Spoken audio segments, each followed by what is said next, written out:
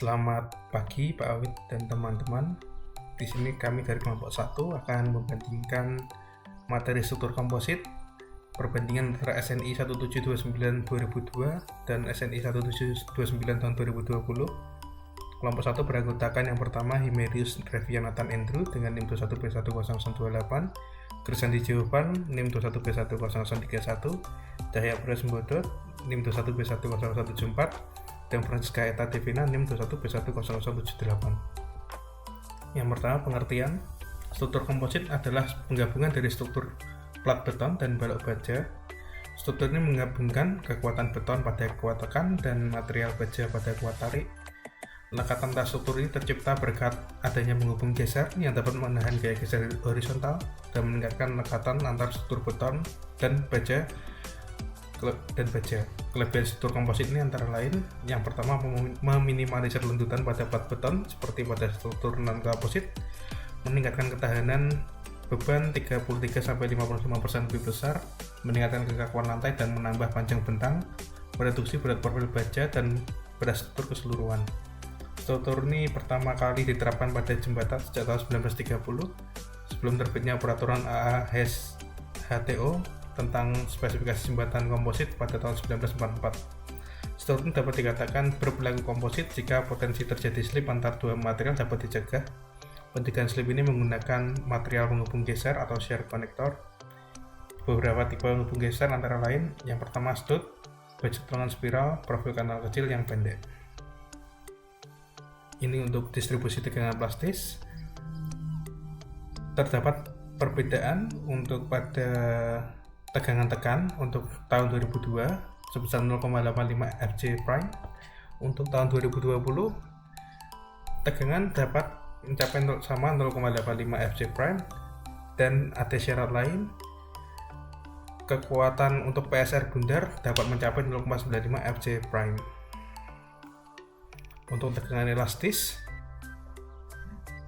distribusi tegangan elastis pada penampang ditentukan dengan menganggap distribusi tegangan pada beton dan baja yang linear pada penampang komposit. Tegangan yang bekerja pada baja atau beton tersebut merupakan hasil perkalian antara tegangan yang terjadi dengan modulus elastisitas baja E atau modulus elastisitas beton EC. Kekuatan tarik ini diabaikan. Tegangan maksimum pada baja tidak boleh melebihi Fy, sedangkan tegangan maksimum pada beton tidak boleh melebihi 0,85 Fj prime. Untuk jenis lain yaitu barok hibrida komposit, tegangan maksimum pada sayap penampang tidak boleh melebihi FYF. Namun tegangan pada penampang boleh melebihi tegangan leleh. Pada kondisi ini, tegangan pada badan penampang diambil sebesar FYW. Untuk tahun 2020, untuk distribusi tegangannya, untuk metode tegangan distribusi elastis, kekuatan nominal harus ditentukan dari suspensi tegangan-tegangan elastis untuk keadaan batas lelehnya baja atau hancurnya beton. Untuk lebar efektif, tahun 2002 lebar efektif plat beton yang pertama 1/8 bentang balok atau jarak antar tumpuan, yang kedua setengah jarak bersih antara sumbu balok-balok yang bersebelahan, yang ketiga jarak ke tepi plat. Ini masih sama pada SNI 1729 tahun 2020. Untuk kekuatan selama pelaksanaan, untuk kekuatan penopang baja tanpa perancah itu harus mencapai beban kerja sebelum beton mencapai 75% dari kekuatan terspesifikasi Fj prime. Ini masih sama ketentuan-ketentuannya untuk di tahun 2002 dan 2020. Kemudian untuk syarat material, untuk tahun 2002 material beton harus memiliki kuat tekan minimal 21 MPa dan maksimal 69, dan untuk beton normal memiliki kekuatan 21 MPa hingga maksimal 41 MPa untuk beton ringan. Sedangkan pada 2020 mutu beton digunakan tidak lebih dari 55 MPa dan tidak kurang dari 21 MPa. Dan untuk beton normal yang tadinya di 21 MPa sekarang tidak boleh kurang dari 28 MPa. Tegangan lelehnya untuk di tahun 2002 tidak boleh melebihi 75 KSI atau 525 MPa, sedangkan pada tahun 2020 tegangan leleh tidak boleh melebihi 380 MPa. Saya Krisandi Jovan, NIM 21B10031 akan melanjutkan presentasi teman saya. Di sini saya akan membahas 12.4 mengenai sistem pelaksanaan komponen struktur komposit. Metode pelaksanaan suatu komponen struktur komposit, khususnya untuk komponen struktur lentur, secara umum dapat dibedakan berdasarkan ada atau tidaknya tumpuan sementara. Jika tumpuan sementara tidak digunakan, maka profil baja akan berperilaku sebagai penumpu dari bekisting plat beton. Selama beton belum mengeras, dalam tahap ini, balok baja harus mampu memikul beban-beban yang meliputi berat sendiri, berat bekisting plat, serta berat beton yang masih belum mengeras. Setelah plat beton mengeras, maka aksi komposit akan mulai bekerja, sehingga semua beban layan yang ada akan dipikul oleh komponen struktur komposit. Sistem pelaksanaan yang lain adalah dengan menggunakan tumpuan sementara. Selama plat beton belum mengeras, tumpuan sementara ini akan memikul berat dari profil baja, bekisting plat, serta beton yang belum mengeras. Dengan digunakan tumpuan sementara akan dapat mengurangi tegangan yang timbul pada profil baja selama proses konstruksi. Setelah beton mengeras, perancah dilepas dan beban-beban layan dipikul melalui aksi komposit baja dan plat beton. Lalu berikutnya 12.5 mengenai kuat luntur nominal. Di sini saya akan membandingkan SNI 1729 tahun 2002 dengan SNI 1729 tahun 2020. Yang pertama ada kuat lentur positif rencana di faktor BMN ditentukan sebagai berikut. Untuk H per TW kurang dari sama dengan 1,680 per akar FYF dengan faktor B 0,85 dan MN dihitung berdasarkan distribusi tegangan plastis pada penambang komposit. Lalu untuk H per TW lebih dari 1,680 per akar FYF dengan faktor B 0,90 dan MN ditentukan berdasarkan superposisi tegangan-tegangan elastis yang memperhitungkan pengaruh tumpuan sementara. Kalau untuk di SNI yang 2020, kekuatan lentur positif desain faktor BMN dan kekuatan lentur positif yang diizinkan MN per OB harus ditentukan untuk keadaan batas leleh sebagai berikut, di mana faktor B sebesar 0,90 dan OB sebesar 1,67. Apabila H per TW kurang dari 3,76 akar E per FY, MN harus ditentukan dari distribusi tegangan plastis pada penambang komposit untuk keadaan batas leleh.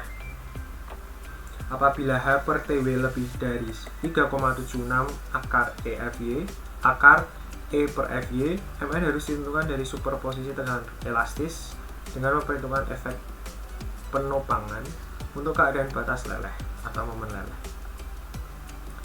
Berikutnya ada untuk SNI 2002 sebagai alternatif kuat lentur negatif rencana, faktor BMN dapat dihitung dengan mengambil 0,85. Namun untuk pada SNI tahun 2020, kekuatan lentur negatif tersedia harus ditentukan dari distribusi tegangan plastis pada penambang komposit untuk keadaan batas leleh, yaitu dengan faktor B 0,90. Lalu untuk perumusan penampang tak kompak pada tahun SNI 2002, MN sama dengan MP min dalam kurung MP min MR dikali lambda min lambda B per lambda R min lambda B. Sedangkan untuk SNI 2020 untuk penambang non kompak, MN sama dengan MP min dalam kurung MP min NY dikali lambda min lambda B per lambda R min lambda B. Di sini yang membedakan adalah di mana MP di tahun SNI 2002 MP min MR, yaitu MR adalah momen batas tekuk, sementara untuk di tahun 2020 yaitu MP min MY, di mana MY merupakan momen leleh sehubung dengan leleh sayap tarik dan leleh pertama sayap tekan. Untuk materi selanjutnya, 12.6 yaitu penghubung geser. Gaya geser yang terjadi antar plat beton dan profil baja harus dipikul oleh sejumlah penghubung geser. Di mana untuk kuat geser itu menurut SNI 1729 tahun 2002 itu dapat dicari dengan rumus VH sama dengan AS dikali FY, di mana AS merupakan luas penampang dari baja, sedangkan FY merupakan kuat leleh baja, atau VH sama dengan 0,85 FC prime kali AC, di mana FC prime merupakan kuat tekan dari beton, sedangkan AC merupakan luas penampang dari beton. Sedangkan menurut SNI 1729 tahun 2020 itu hanya berbeda pada notasi VH, digantikan menjadi V aksen, dengan rumus di dalamnya sama. Selanjutnya adalah kuat nominal. Berdasarkan SNI 1729 2002, kuat nominal penghubung geser dibagi menjadi dua tipe.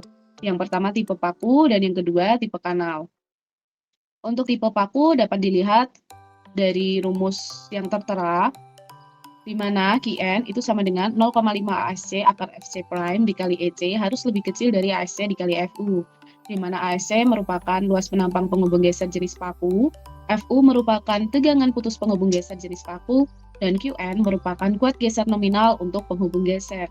Sedangkan untuk tipe kanal, itu Qn sama dengan 0,3 dikalikan TF ditambah 0,5 TW, dikalikan dengan LC akar FC prime dikali EC, di mana LC merupakan panjang penghubung geser jenis kanal, TF merupakan tebal plat sayap, dan TW merupakan tebal plat badan.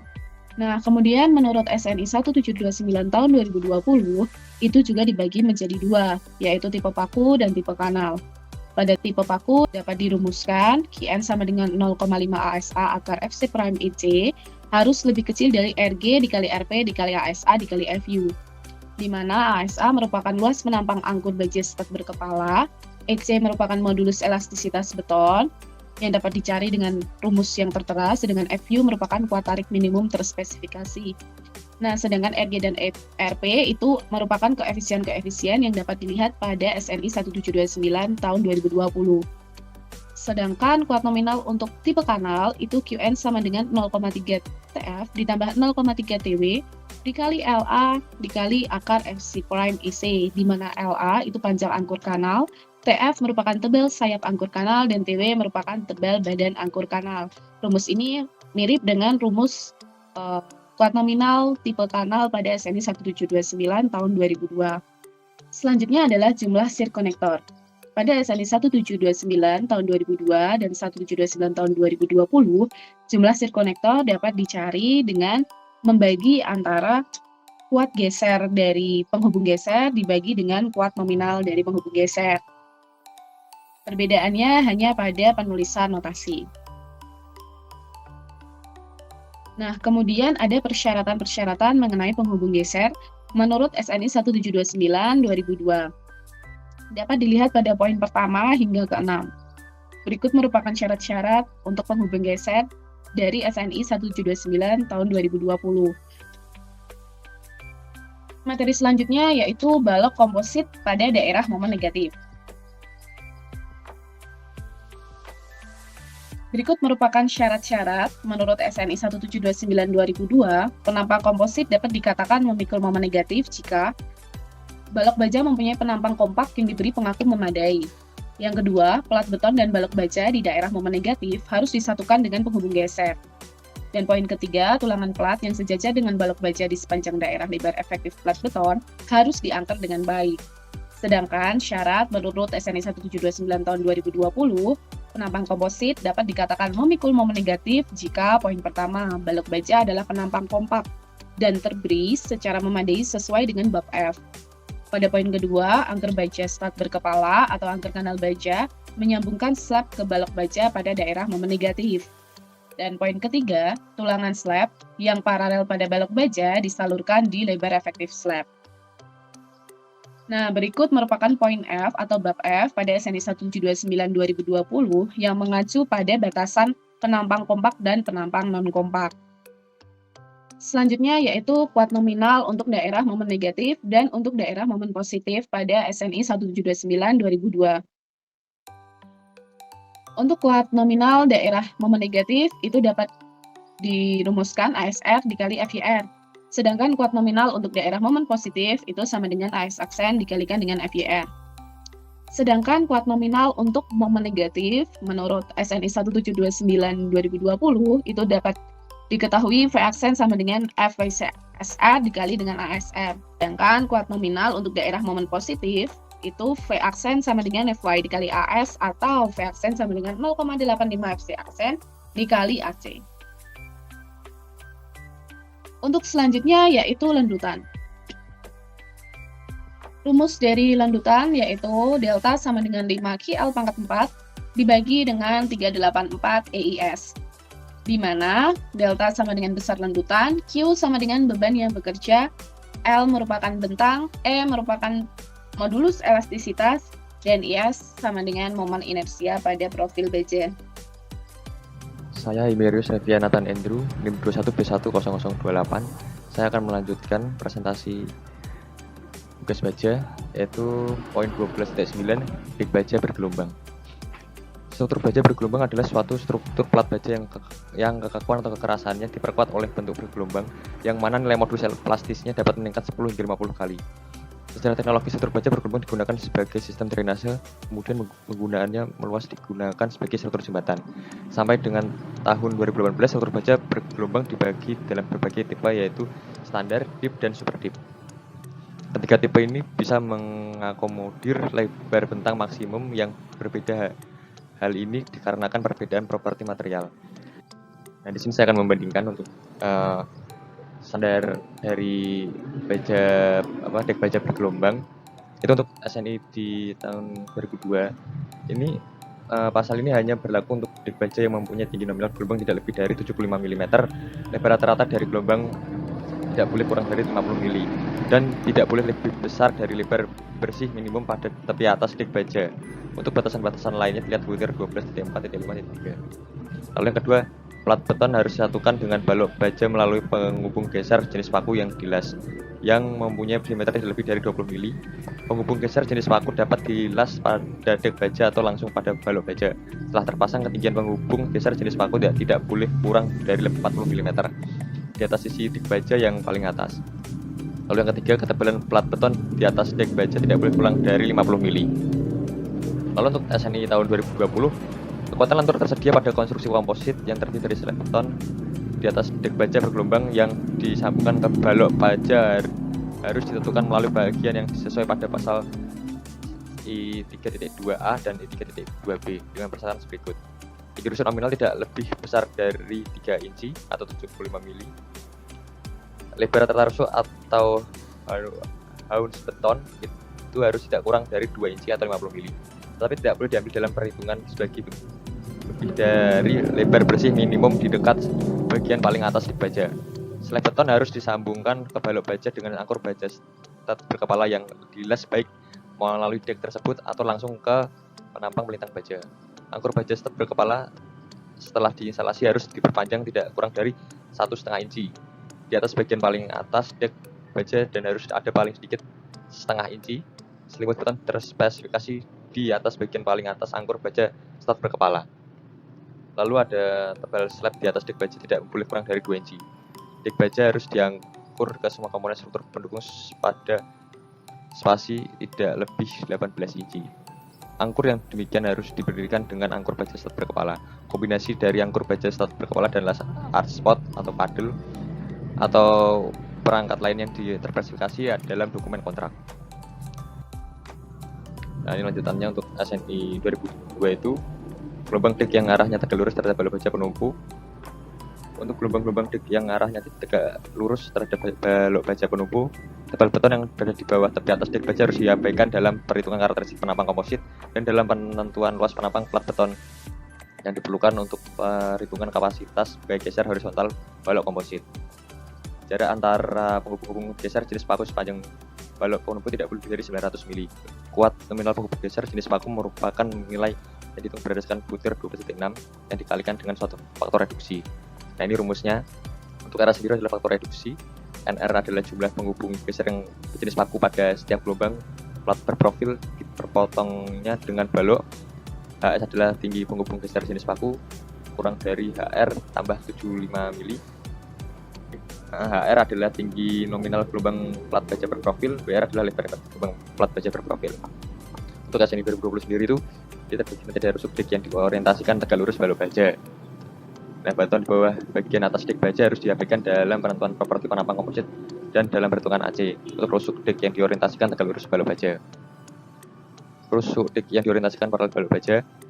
Baton di bawah bagian atas dik baja disediakan untuk dimasukkan dalam penentuan properti penampang komposit dan harus dimasukkan dalam perhitungan AC.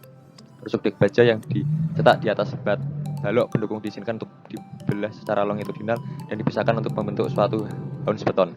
Apabila tinggi nominal dik baja adalah 1,5 inci atau lebih besar, lebar rata-rata WR dan hounds atau rusuk yang tertumpu harus tidak kurang dari 2 inci. Untuk angkur baja stat berkepala yang pertama dalam baris transversal ditambah 4 diameter stat untuk setiap angkur baja stat berkepala tambahan. Lalu poin 12.10 kolom komposit. Kolom komposit dapat dibentuk dari pipa baja yang diisi dengan beton polos atau dapat pula dari profil baja hasil gilas panas yang dibungkus dengan beton dan diberi tulangan baja serta sengkang. Seperti halnya pada kolom beton biasa, analisis dari kolom komposit hampir sama dengan analisis komposit struktur tekan namun dengan nilai FY, E, dan R yang telah dimodifikasi. Kolom komposit merupakan komponen struktur tekan yang memikul beban dan momen yang disebabkan oleh non-prismatik penampang, eksentrisitas beban, dan kondisi kekang pada tumpuan. Jika momen yang terjadi relatif kecil maka dapat diabaikan. Parameter penting yang mempengaruhi batang tekan adalah kuat leleh, kuat ultimate, dan konfigurasi bentuk fisik atau geometri. Parameter geometri terdiri dari luas penampang, pengaruh bentuk penampang terhadap kekuatan struktur, panjang batang, dan kondisi tumpuan yang juga disebut sebagai rasio kelasingan. Kolom baja beton komposit umumnya digunakan untuk struktur bentang panjang dan ini membagi pembanding SNI-nya. Kolom komposit itu kolom yang untuk 2002 ya.